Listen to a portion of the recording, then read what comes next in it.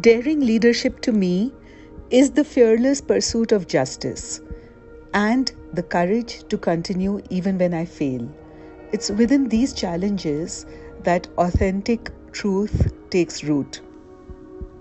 So, when I was growing up, my father was the storyteller at bedtime, and he would keep telling me stories. And I thought, I want to change the world just like everybody else around me, but I'm going to do it by telling stories of girls who made a difference.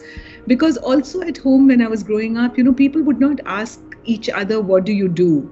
They would ask, what do you do for others? And that has stayed with me all my life. Once I was hiking in Nepal when I came across rows of villages with missing girls.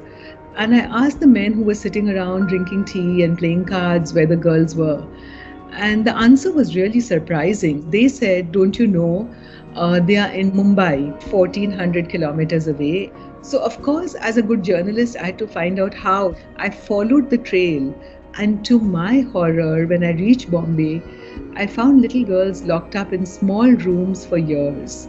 The youngest I met was a 7-year-old, and that was terrifying, horrifying.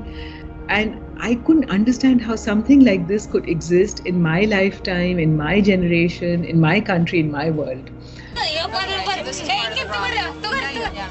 It's like a hole in the wall, as you can see. There's no window, there is no ventilation. I'll tell the story, I'll tell the world what's going on, and then we will change everything. When I was inside the brothels filming, a man had pulled out a knife and stuck it at my throat and said, I'm not going to let you film here. And I thought, I'm dead. But the women surrounded me. And they told the man that if you have to kill her, you've got to kill us first.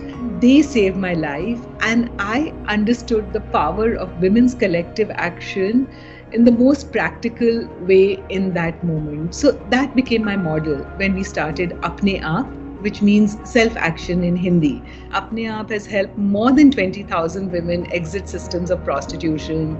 Through all my work, I try to share truth and hope as an activist. That's my policy. Come join my movement and dream with me about a world in which no child is bought or sold. Remember that when you do something, don't think about whether it's big or small. Only time will show it, but do it as if it matters.